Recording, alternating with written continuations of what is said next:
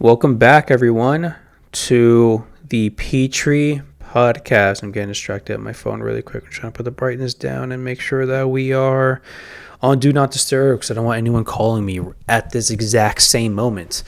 But yeah, man, I'm a little tired. I got woken up at fucking 6 a.m. because of the Philly Marathon.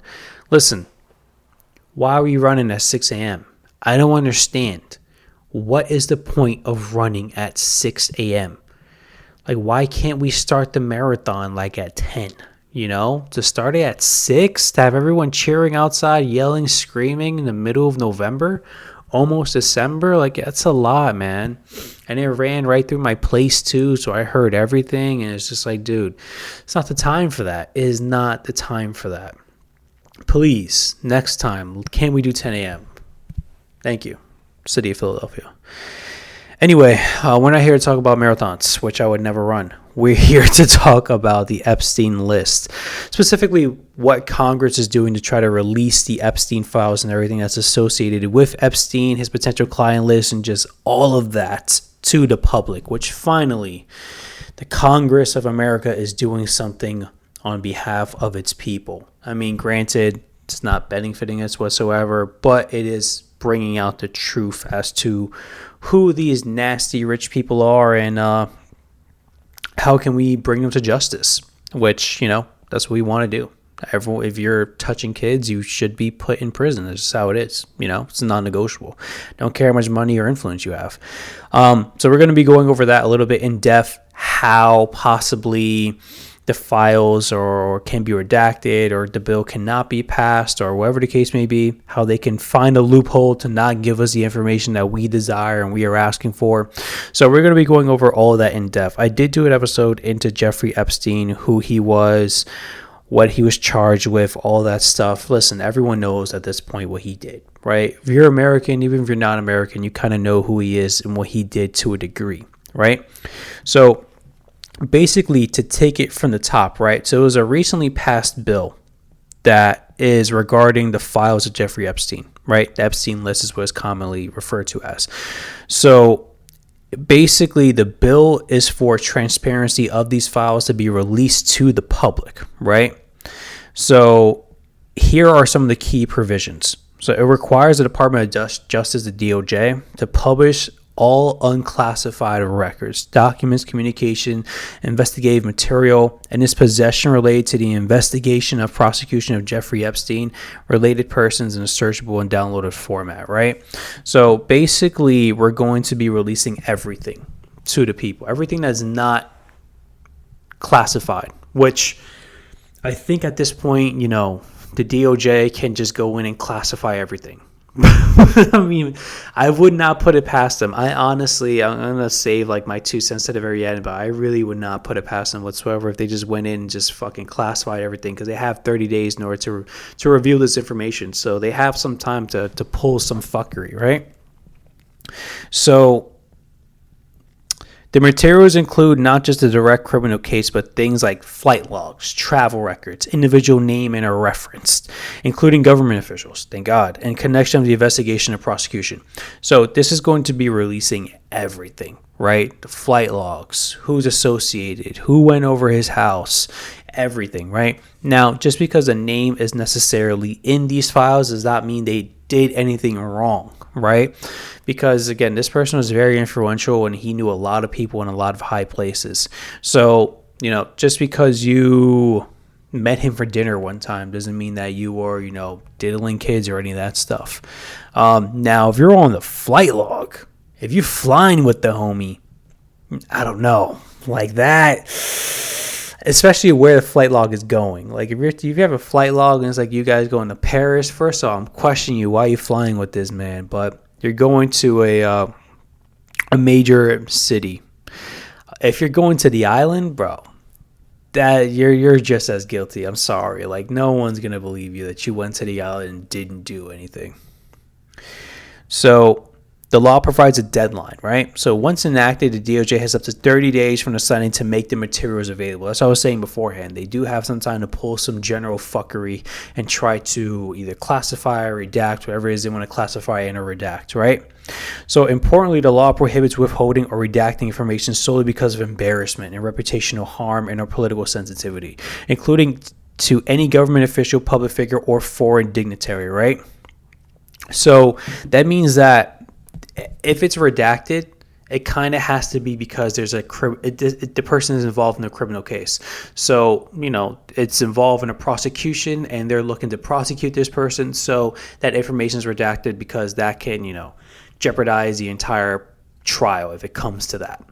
So this is not going to prohibit people who are not being prosecuted at this time, which I think no one from the fucking list is being prosecuted. Let's just be real here. So in theory, everyone's name should be on this file coming up, whether it be, you just hung out with him, or you traveled with him, went to the island with him, whatever the case may be, you texted him, you're friends with him, you're homies with him. So whatever the case may be, the names should be there. It's not going to be in protection of fucking, this person, we didn't think this person do anything wrong, and we don't want them to have a bad image or a bad, public image, so we're gonna redact them and not show their name. Like, no, we're beyond that, bro. Listen, you're insulting our intelligence. If you give us the information, we can determine if, one, were you just in communication with him, which if you are, shame on you, first off, because why the fuck are you talking to this guy? And two, did you do the stuff that he was known for, essentially? So, American people are not dumb. A lot of us are dumb, don't get me wrong, me included. But as a public, we are not stupid. We can determine who is actually guilty and who is not guilty. So the law does permit certain exceptions and withholdings. It allows redaction or withholding of personal or medical information of the victims, which is good. So the people who are on the list, victim-wise, their names are not getting out, which is good. They fucking suffered enough, right? So imagine, as a kid or as a teenager, you have to suffer through this bullshit. You're trying to move past it, trying to live your life as an adult, and then this information gets brought up to the world, information that you don't want it to be. Basically, you're like, you don't want that information to be brought up. A lot of them don't.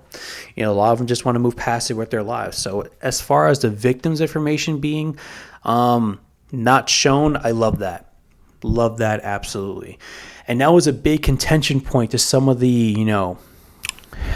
congressmen, some of the people in governance that didn't want these files to be released, because they're always like, the victims, we don't want to re-victimize the victims and all this stuff. I'm like, bro, just don't give the victims names. That's all you have to do. It's not that hard.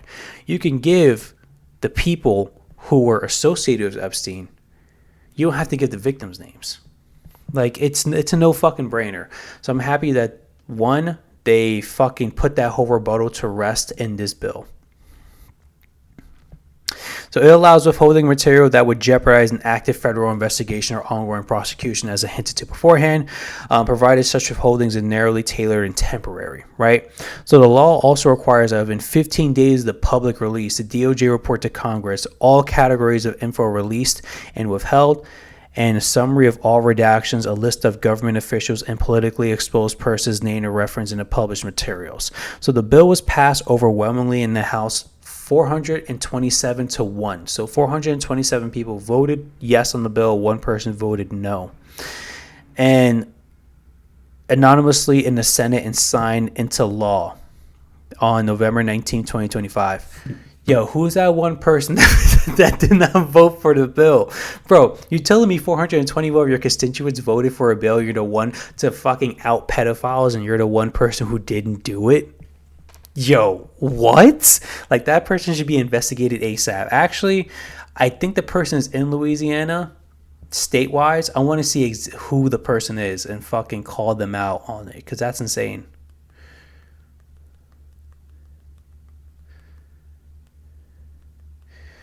I'm looking it up right now. Congressman who voted against the Epstein bill. Epstein files. Clay Higgins. Let's see who the fuck Clay Higgins is, right? Only one dissent. So it was pretty unanimous across the board. Come on, give me information. Yeah. So Higgins has represented Louisiana's 3rd congressional district since 2017. Yo, Louisiana, get your boy, man. Get your fucking boy, bro. Oh, nah, the sun is sunning right now. Is what it is. It's literally a cloudy day in Philadelphia, and the sun, there's an opening in the clouds, and it's right over me. So this is maybe like God shining its light on me, or just nature trying to be a dick and just like illuminating me and having sun in my eyes for no apparent reason. All right, so he's in Louisiana. Louisiana, get your boy, man. All right, so has drawn much controversy over the last couple of years since he's been a congressman. Okay. I'm trying to get to the exact reason as to why he voted against this bill. So apparently this guy just sucks. As I'm reading on how, his congressional career has been since 2017, sounds like it's been pretty fucking trash. I'm not going to lie. So kind of expecting from an individual such as this. So why did Higgins oppose? There we go. Come on. Okay, so he explained his reasons on X for opposing measures, saying the files could inadvertently entangle innocent people if they are released, and claimed that he had been opposed to making the documents public from the start. This is his exact words. I have been a principled no on this bill from the beginning. What was wrong with the bill 3 months ago is still wrong today. It abandoned 250 years of criminal justice procedure in America. As written, this bill reveals injures thousands of innocent people, witnessed people who provided alibis, family members. Higgins wrote, if enacted, if its current form, the type of broad reveal of criminal investigative files released in rabid media will absolutely result in innocent people being hurt, not by my vote. Here's the thing, Clay fucking Higgins, right? Louisiana's finest. I hated Louisiana, I'm not going to lie. Hated New Orleans, so kind of makes sense. But here's the thing, bro. Yes, it can. One, none of these people are standing trial. None of these people are under investigation. We've had this so-called list, or we have this so-called information for the past, 7 years? There hasn't been one person brought to justice, not one person being investigated, not one person being prosecuted. It was never going to happen, right? So there was no trial for these people. These people were literally being protected. If there is a list, which I think there is a list. So, no harm, no foul there. We're actually going to start prosecuting these people, hopefully, after this reveal, right? The American public will push for it, hopefully, and this would hopefully bring our congressmen and our senators to push for the prosecution of these individuals. So that's number one. Number two, in the bill, the victims' names are going to be redacted. Who are the most important people in this case? Because they are literally the victims. They are people who are fucking... God knows what happened to these people, man. Really, truly, only God knows. So those are the people whose names should be protected, right? Not only that, as I said beforehand, you're assaulting the intelligence of the American people. If we read the information given and it is not completely redacted, then we can determine, okay, this person was just a communication with Epstein. This person just worked with Epstein. This person only interacted with Epstein once. We can differentiate that information versus someone who flew to Epstein Island 20 fucking times. Former president of the United States. So we can make the difference, right? We can put two and two together. We're not that stupid. We're stupid, but we're not that stupid. So, and on top of that, dude, we're done with this. We want the information. We don't want this shit to be like JFK. We know there's a blatant cover-up. We want the information front and center. And once you give us the information, then we can decide how do we want to proceed with it. But we want the information. The American public wants this information. The American public knows all this shit is bullshit. And listen, man, you can get away with a lot in this country. But when it comes to fucking doing that stuff to kids, man, that doesn't fly in America. That doesn't fly with Republicans or Democrats. Bipartisan people do not fuck with that shit, rightfully so. So we want the information, man. We want it front and center. And from there, we can determine who's actually innocent and who is most definitely guilty, right? So shame on you, Clay. Not gonna lie, shame on you. Of course, as a Louisiana person who is a Louisiana congressman who is trying to not get this shit pushed in or passed. Okay, what the law doesn't guarantee, what remains uncertain, right? So what fuckery can they do? So even though this is a strong transparency law and there are several caveats areas where the outcome is not fully guaranteed, right? Some of these create risk and are delayed in redaction among them. So unclassified records only. That's what I said beforehand. They can go in there and fucking classify everything. So the requirement is for unclassified records, right? If some documents remain classified, for example, national security, intelligence, foreign relations, those might not be subject to full public release. The bill doesn't automatically classify all materials. It focuses on unclassified ones. That's the biggest hurdle of this case. Thus, if key files are considered classified, they might be withheld or redacted heavily. And then when they redact something, that whole fucking page is blacked out, man. They spare no ink. So victim privacy and other exemptions, right? The law explicitly allows redaction of victims' personal or medical information, so names, identified details of victims may be redacted. The law also allows withholding of material that would constitute a clearly unwarranted invasion of personal privacy or depict or contains child sexual abuse, right? I think all of us are under the agreement that, listen, we don't want to hear that information, exactly what happened to the victims. We just know who was responsible for hurting the victims, right? That's the information that we really want to know. We don't really want to know what these people were doing with them. We just want to know who's guilty. So these carve-outs means that a large portion of the files may be redacted where they touch victims of sensitive privacy rights. So active investigations, ongoing prosecutions. So if there are ongoing investigations or prosecutions, which there is not, let's be real here, it would jeopardize the release of DOJ, may withhold or redact so long as it's narrowly tailored and or temporary. Okay, that gives the DOJ discretion to delay full disclosure if they claim a live probe is at stake. So this is something that they can do, right? They can say, oh, this person's under investigation, to not give that information. But they will have to publicly claim that this person is under investigation in order to state that, or in order to get away with not giving out this information. So we can kind of at least put one and one together, but still, we'd rather have the information. Implementation and resourcing. So even with a 30-day deadline, assembling, reviewing, redacting, formatting, searchable, and downloadable, and publishing a massive trove of documents is a major logistical task. Delays could occur. Also, the DOJ interpretation of what counts as searchable or downloadable could affect usability, right? So don't expect to get these documents in a timeline that we want. It's going to happen sometime in 2026.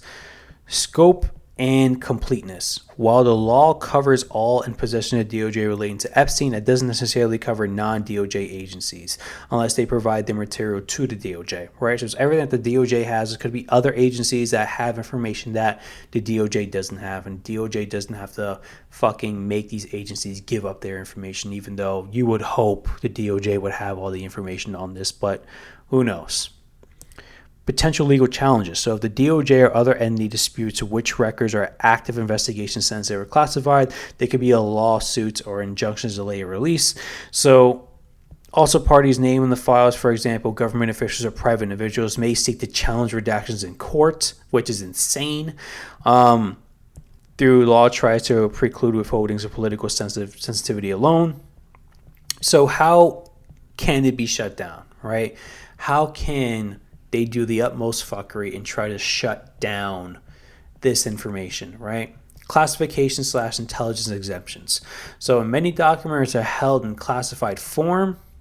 Those may not be encompassed if the DOJ claims classification certificate chunks may never be publicly released. The active investigation portion. So DOJ could argue that many aspects of the Epstein network remain subject to active investigations, which we know is bullshit. Extensive redactions. So even if the documents are published, they can be redacted heavily. Delay logistical technical bottlenecks. So that 30-day deadline can be pushed back for all these logistical bottlenecks. That one I kind of understand because that's a lot of documentation that has to be reviewed over a short period of time. So I kind of get it. Legal administration challenges. Named individuals might challenge the release of redactions in court. Political bureaucratic resistance. So even though the law prohibits withholding for embarrassment or reputational harm, in practice, agencies might resist full transparency via internal interpretation, resource constraints, and narrow definitions of searchable, right? So they can pull some fuckery and say, hey, this isn't, constitute as necessarily searchable. So scope limitations, right? Some documents may reside in other agencies like the CIA, FBI, etc. that the DOJ is not privy to, which again, I said that is insane and is pure fuckery. So basically, the bill has been passed, and Trump did sign off on it. He didn't take any press whatsoever. He did it in the middle of the night, literally like at 11 p.m. No press. They actually pushed all the press out so that he wouldn't be asked any questions. Listen, man, it's kind of obvious that they're trying to hide something. I don't know if Trump is in the files. I'm going to be honest. No clue. But it's clear that they're trying to hide something, whether it be, other foreign nations or foreign agencies being involved with Epstein, or our agencies being involved with Epstein, or, rich and famous people to protect their names and their livelihoods and stuff. They're trying to hide something. It's obvious, We called bullshit from the jump. And here's the thing, man. A lot of people are shitting, or a lot of, people on the right are saying, oh, this is a witch hunt and all this other stuff. Or like Biden could have released the files 100%. 100% Biden could have released the files. He had 4 years to do it. He didn't do it. The only difference is Trump ran on it. He ran on releasing the files. His cabinet members ran on releasing the files, right? It was one of the biggest pushes that they did to basically win the presidency. The push for the release of the Epstein files, MLK files, the JFK files, to release all that information to have full transparency. They ran on that and people ate it up. I knew the motherfucker was not going to do it from the jump. I knew it. Like, it's obvious. Like, you're not going to release that information, like from your own free will. It has to be a really, really, really direct push from the people. And even then, there's going to be pushback internally. So I kind of expected none of that to happen, to be entirely honest with you. But the fact that they tried to cover it up was, I think, the last straw for Americans.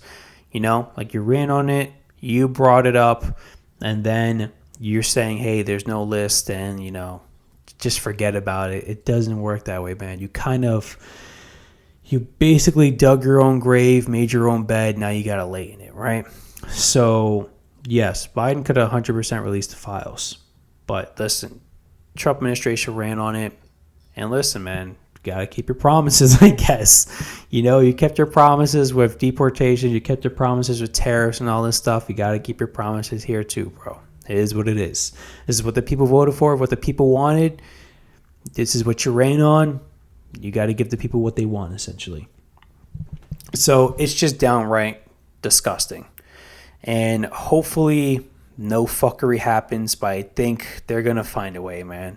You really think these people are going to give this information willingly? Like, they're going to find a way to stop this information from coming out, right? And listen, shout out to the congressmen and the people in governance that pushed this bill to happen and that fucking rang the bell, sounded the alarm for this administration to not get away with this, right? Some of the names that come to mind are like Ro Khanna or Thomas Massie or Marjorie Taylor Greene. Dude, shout out to Marjorie Taylor Greene. I'm going to say that up front. Man, Marjorie Taylor Greene definitely came around. She was kind of like playing the whole Republican trope a little bit. Earlier, and when Trump just got elected, or right before, or during Biden's administration, she was getting shitted on by the press and all this stuff from the left and from the right.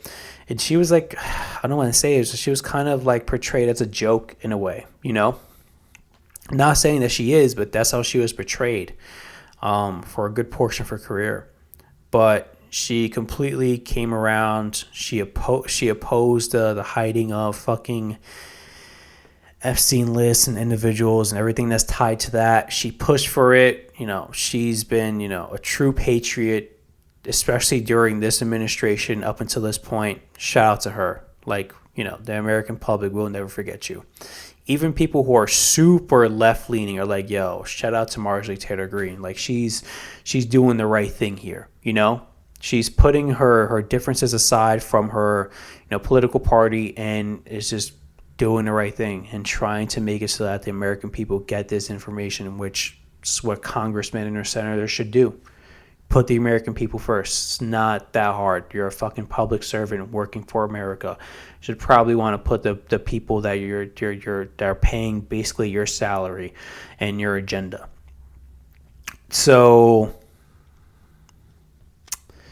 yeah, I'm trying to give some more information. Yeah, Marjorie Taylor Greene, unfortunately, is stepping down from her position at the end of, I think, in the very beginning of next year. It seems clear that, the administration is trying to push her out and get someone to oppose her and basically throw all the money in the world behind that candidate. So she's leaving on her own terms. So shout out to her, man. Literally, tipping the hat to Marjorie Taylor Greene. Never thought I'd say that, but I got to give credit where credit is due. And that is this episode. Just want to keep you guys in the know because I did talk about, the Epstein stuff in the prior episode, and we went a little bit in depth with it. So it's all over fucking Twitter. I'm never calling the X. I would always call it Twitter to the day I die. I don't care if it changes the name back to fucking something else. Like, I'm always calling it Twitter. But it's been all over Twitter, all over Instagram, all over the news. Like, all of the political media outlets that I personally consume have been talking about it nonstop. It's a big deal, man. It is a really, really big deal. So hope you guys enjoy this episode. Hope you guys enjoy staying informed. And I will catch you guys in the next one. Bye.